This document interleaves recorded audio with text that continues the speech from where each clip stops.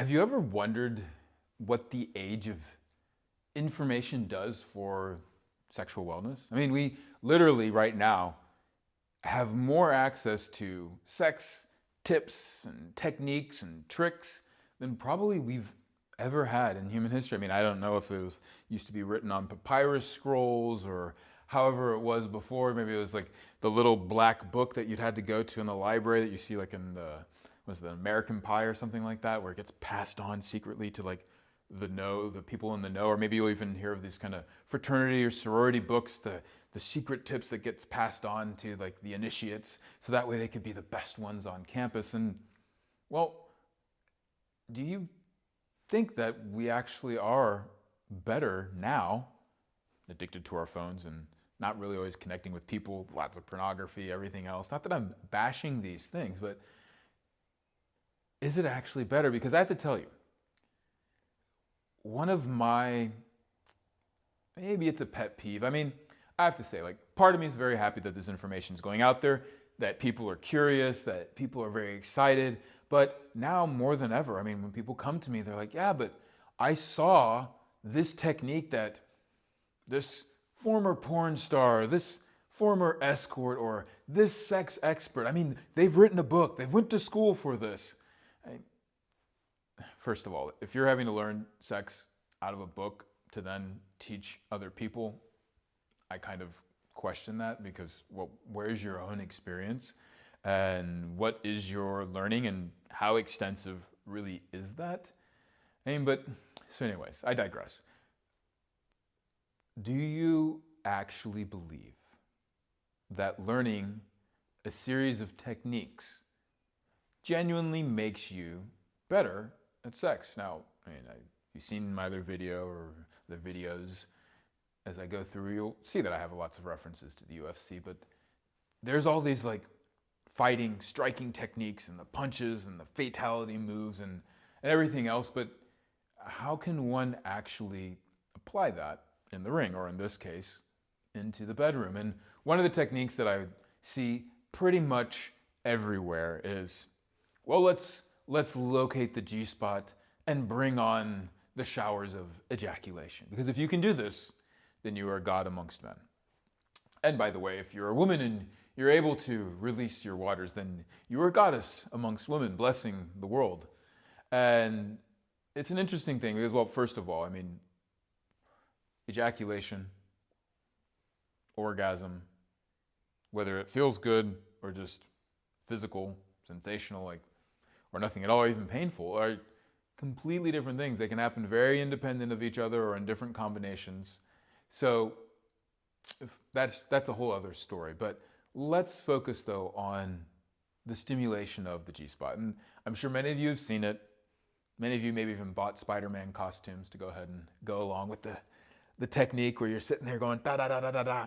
You're banging away, and if it doesn't work, then that's the other person's problem. And by the way, I've spoken to probably the person that you've tried this on, and if you see their bodies like freezing up and cramping, that's normally not really a good sign. Like they're curling in on themselves and they are not feeling so great, then that normally means that the body's starting to contract. If you're starting to notice that you can't actually move your fingers and everything's tightening down as opposed to like opening up and becoming softer, then you might want to question that technique, because this is the deal. And this is frankly, even if we don't go into the finger techniques, just how we look at anatomical drawings. Well, first of all, the vaginal canal is always open like this. Have you ever seen just the vaginal canal sitting open like that with like a mouth? Like, no, it's more closed. And by the way, the mouth itself is constantly moving. So your internal anatomy is moving. So to just have this one point where X marks the spot and you just bang away, you're not understanding that with every single breath, the entire vaginal canal is moving. This is what we talk about as being an active receiver, especially when a woman becomes very in touch with herself and is very alive. Then this area is literally going to throw you in and pull you out, like, or pull you in and throw you out. Now, what does that mean then as a person who's stimulating another person's vagina?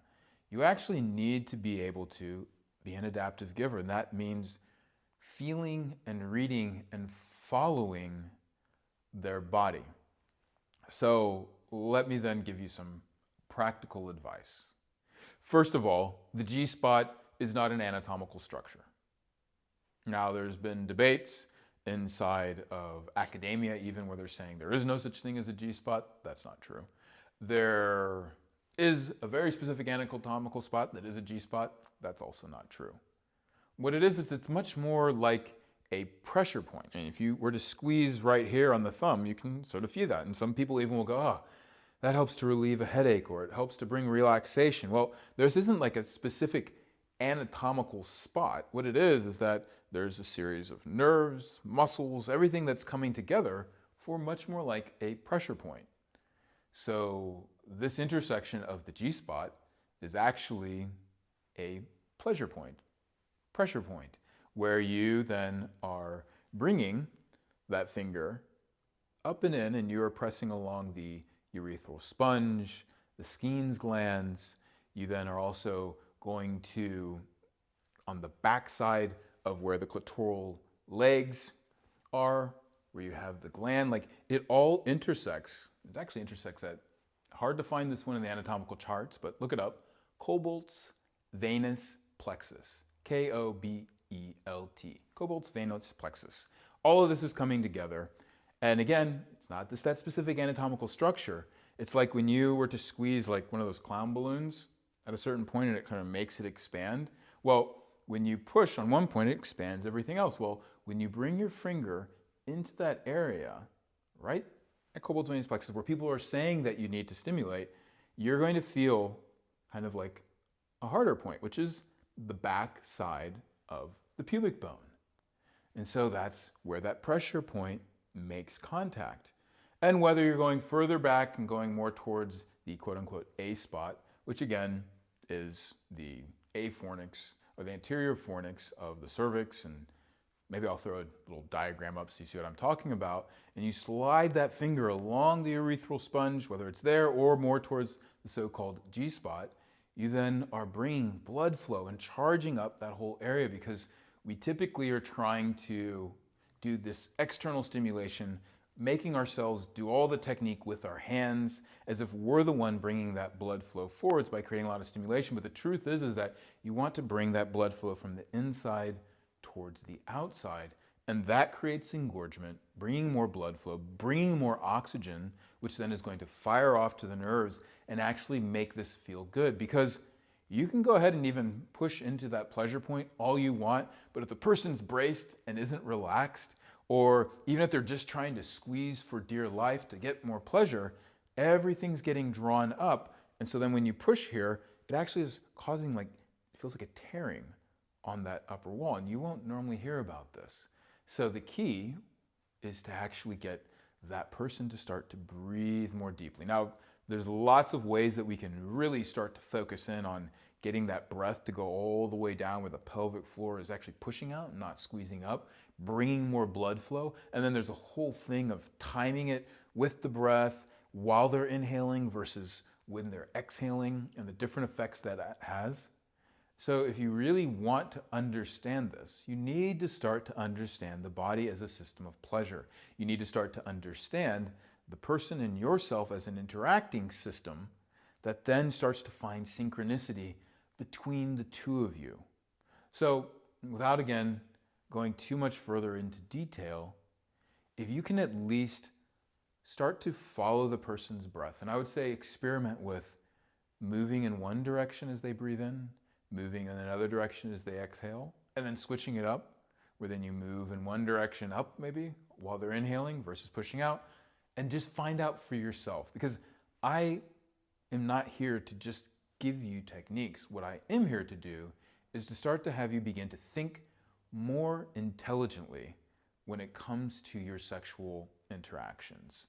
And so just for a starter here, and we're gonna have lots of videos coming out, lots of stuff, but since we're just kind of early in this channel right now, just start to experiment with what happens when you get the person to look into your eyes, match their breath, have them then breathe deeper as you yourself lead by breathing deeper. And as opposed to just banging away, have them start to move their hips into your hand. And then start to move your hand in a way that you are going down towards the anus as they're inhaling, and then up as they're exhaling. And then as you start to take it to the next level, because you start seeing that excitement, you start seeing that their breath's getting faster, their hips are going more, and they're actually wanting you to move more and do more, then start to time it where your hand's coming up and into the so-called G-spot as they're inhaling, and then down as they exhale. And then from there, you can start to pick up the pace, raising your own breath, getting them to move their hips and getting them to be active. Make them do the work, because that's going to bring way more blood flow than what your hand can do, because now their whole hips, their legs, their whole body is involved, and they also won't be in their head. If you can do that, you're going to blow everyone away who's watched those other 1 million videos on doing the Spiderman.